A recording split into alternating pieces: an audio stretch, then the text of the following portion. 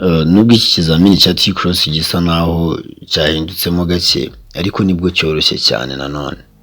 Urabona ko abundi mwari mumenyereye ko hano hantu hari imirongo haba hateye amakona. Ubu rero abantu mwese mufite kode mu karere ka Bugesera mu mujyi wa Nyamata mwitegure ko nimuza muzakora T-Cross iteye gutya ishushanyije n'imirongo. Ikintu kiri hano rero ni ikihe cyangwa se ubwenge burimo hano ni ubuhe muri iyi T-Cross y'imirongo? Urabona ko iyi T-Cross hano hari imirongo ibiri, umurongo ubanza ku ruhande ni umurongo urombereje, noneho umurongo ukurikiyeho ni umurongo ucagaguye. Uyu murongo mubona urimo hagati aka kamodoka k'umweru gahagaze hejuru, urabona ko ucagaguye. Mu gihe rero cyo kwitwara kuri iyi mirongo ugomba kwitwara wubahiriza amategeko y'imihanda nyine nk'ibisanzwe, uko wubahiriza umurongo urombereje cyangwa se uko wubahiriza umurongo ucagaguye. Akaba ari nabyo ngiye kubereka muri iyi video. Niba utarakora subscribe akaba ari ugeze ku rubuga rw'umusongozi, wakora subscribe tukabana. Abahabaye barishimye kandi ndakeka ariko bimeze nta kintu mu ngaye. Ariko muri iyi minsi attendance yanyu ntabwo imeze neza, ntabwo muri kwiga fresh kuko abantu benshi narabibabwiye ngo muri uku kwezi kwa mbere hazatsindwamo abantu benshi. Niko biri kugenda kabisa, abantu benshi cyane bari gutsindwa kubera ubwoba no kutisanga mu kizami fresh. Nari ngiye kubereka impinduka zabaye kuri T-Cross. Ngiye kubereka impinduka zabaye kuri T-Cross ariko nanone ntabwo nazibereka ntabibukije ko ubu United Driving School iri gufasha abantu bifuza impushya z'agateganyo ndetse n'iza burundu z'ibinyabiziga. Ubu babashyiriyeho na discount ku bantu bifuza kwiga amategeko y'umuhanda ndetse no gutwara ibinyabiziga. Wadusanga mu karere ka Bugesera mu mujyi wa Nyamata, aho dukorera tukagufasha cyangwa se ukaduhamagara kuri izi nimero ureba kuri screen yawe, ubundi ukadusaba ibisobanuro birambuye tukagusobanurira. Iyo tugiye guteraho rero hano nk'ibisanzwe n'ubundi urabona ko uru ruhande rwo hino ruriho amakona nk'ibisanzwe ateye nka ya T-Cross dusanzwe tuza tukinjiramo. Noneho hagati harimo umurongo ucagaguye, urabona ko bawushushanyije mu buryo bucagaguye. Noneho ku ruhande rw'imbere nanone imbere habanza urabona ko hariho umurongo urombereje. Umurongo urombereje n'uriya murongo ufatanye, noneho ucagaguye n'uyu nyine uba ugiye ushushanyije mu duce. Ikintu kiriho rero ni iki: iyo winjiramo ugiye guteraho cyangwa se ibyo twita guteraho nk'ibisanzwe, ni imodoka ya Silver ahangaha iparitse, ihita izamuka n'ubundi igaca hagati y'uyu murongo wo hagati ndetse n'amakona, ikazamukiramo hano hagati n'ubundi hagati y'amakona n'uyu murongo wo hagati ucagaguye. Iyo umaze kugera imbere nk'ibisanzwe nko kwa kundi wageraga imbere n'ubundi aho utangirira advance, urahagarara ugatangira gusubira inyuma nk'ibisanzwe ukinjiza imodoka muri T-Cross nk'uko wari usanzwe uyinjizamo. Ahangaha challenge hari ni iyihe rero, cyangwa se ikintu usabwa kwitaho cyane ni ikihe mu gihe cyo kwinjira cyangwa se mu gihe cyo gusohoka muri T-Cross? Ibyo nibyo ngiye kukwereka kano kanya.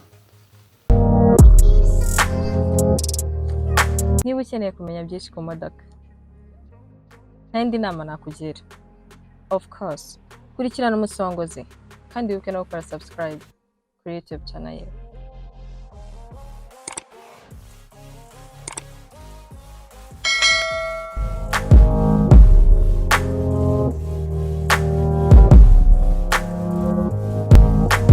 Mu gihe cyo kwinjira uzinjira nk'ibisanzwe, uzaza urebe bya bipimo warebaga kuri rya kona riguye ibipimo byo gukata, ubundi ukate winjire muri T-Cross nk'ibisanzwe. Ariko mu gihe cyo gusohoka uba usabwa kubahiriza ino mirongo yombi uko ari ibiri, waba uyu murongo ucagaguye ndetse n'uriya murongo urombereje. Iteka ryose turabizi ko iyo tugenda mu muhanda tutemerewe gukoza ipine mu murongo urombereje. Uriya murongo urombereje ntabwo tuba twemerewe kuwukozamo ipine na rimwe rishoboka. Igihe rero bakubwiye gusohoka muri T-Cross, uzasohokera hagati y'uyu murongo ucagaguye n'uyu murongo urombereje, ariko uzaba usabwa gusohoka ku buryo utari bukoze ipine muri uriya murongo w'imbere urombereje. Usohokera hagati y'imirongo, uyu murongo ucagaguye wo byemewe kuwuca hejuru, uwuca hejuru ugasohokeramo hari hagati na hagati muri kiriya gisate cy'umuhanda cy'uriya murongo ucagaguye ndetse n'urombereje, ukamanukiramo hari hagati y'iriya mirongo yombi uko ari ibiri. Ariko mu kumanuka kwawe uba wirinda kuba wakoze ipine muri uriya murongo ubanza imbere ku ruhande. Uriya murongo iyo ukojejemo ipine uba wahiye, icyo tucyumvikaneho. Ikindi kintu kitigeze gihinduka, double kinyoteri. Iteka ryose double kinyoteri zigomba guhoramo, double kinyoteri zigomba kujyamo igihe cyose upanze gusubira inyuma mu kizamini cya circulation. Murabona ko iyi mirongo bayikoresheje kugira ngo babereke n'ubundi ko aba ari umuhanda. Ariya makona nubwo abateye kuri ariko baba bayateye mu buryo bwo gushushanya umuhanda. urumva rero hano bashyizemo imirongo kugira ngo babakonfirime nyine umuntu abona uburyo mu muhanda biba biteye, kandi ibi bintu bijya bibaho n'ikimenyimenyi kugira ngo muhite mureba ukuntu iyi T-Cross yo mu karere ka Bugesera ni nziza cyane. Wanayigiraho uburyo bwo kwinjira mu muhanda winjira mu kizamini cya circulation, kuko uburyo winjira mu muhanda hano iwacu mu karere ka Bugesera mu mujyi wa Nyamata, uburyo winjira mu muhanda winjira nk'uko nguko usohoka muri T-Cross, uturuka iburyo utambika ukagenda winjira umanuka ibumoso. Ni uku nguko umuhanda wacu uteye n'ubundi. Iyo usohotse mu kibuga uhita utambika ugahita ukamanuka. Urabona ko niko hateye nyine, ni nako T-Cross iteye mu kibuga. Urumva rero ikintu kiriho, izi mpinduka ntabwo zigomba kubakanga, ntabwo zigomba kubatera ikibazo. Izi mpinduka ni nziza cyane kuri ba bantu bajyaga bagonga amakona bari gusohoka, n'utundi dukosa twinshi cyane tugiye dutandukanye twajyaga tubagora muri T-Cross.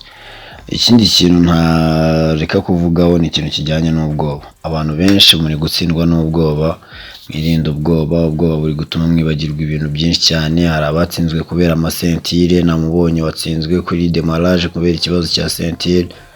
Urumva rero murasabwa gutuza kabisa, murasabwa gutuza mugashira ubwoba mugakora. Uyu mwaka 2025 ukazabira umwaka w'umugisha, mukabonamo amaperime, ibintu bikagenda neza. Akandi kantu hano ushobora kubibutsa nuko dufite kategori zose muri rusange. Niba ukeneye kategori B, ukeneye kategori D, ukeneye kategori C, ukeneye kategori F, ukeneye kategori A, ukeneye D1 cyangwa se E, izo kategori zose turazifite. Waduhamagara kuri izi nomero reba kuri screen yawe, ukatubaza amakuru ya kategori wifuza, ukuntu ikizami biba bihagaze, ibintu byose ku murongo, ubundi tukabikora tukabiha umurongo fresh. Uyu mwaka 2025 ntabwo ugomba kugucika utabonye amaperime. Ntabwo ugomba kugucika. Niba waratsinzweho ugomba kongera ugafata kode, ukongera ukagerageza amahirwe. Narababwiye nta buswa buba mu gutsindwa ikizamini cya perime. Kiriya kizamini ntabwo bari bangu wagize amanota angahe ku ijana, ntabwo bari bangu uyu muhungu yabigenjeje ate gutya na gutya. Oya, ni ikizamini nyine gishobora gutuma ushya isaha ku yindi bitewe n'agakosa gato cyane wakoze nawe mu buryo bugutunguye nyine utazi. Urumva rero nta bidasanzwe birimo kabisa. Kandi nshimiye abantu mwese mwahisemo kwigana nanjye umusongozi. Nshimiye abantu mwese mwangezeho kuri TR muri 2024, baba batsinze abo bitagenze neza.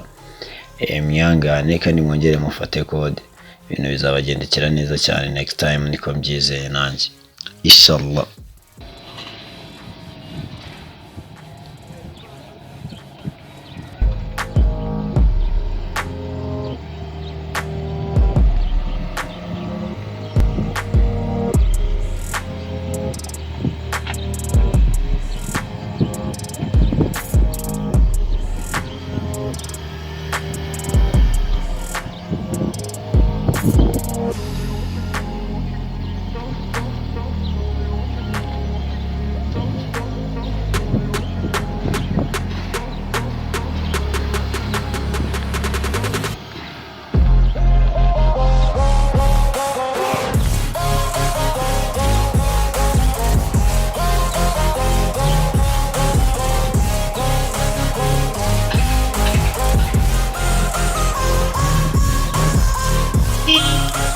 Aho ni sawa cyane, dusohoke.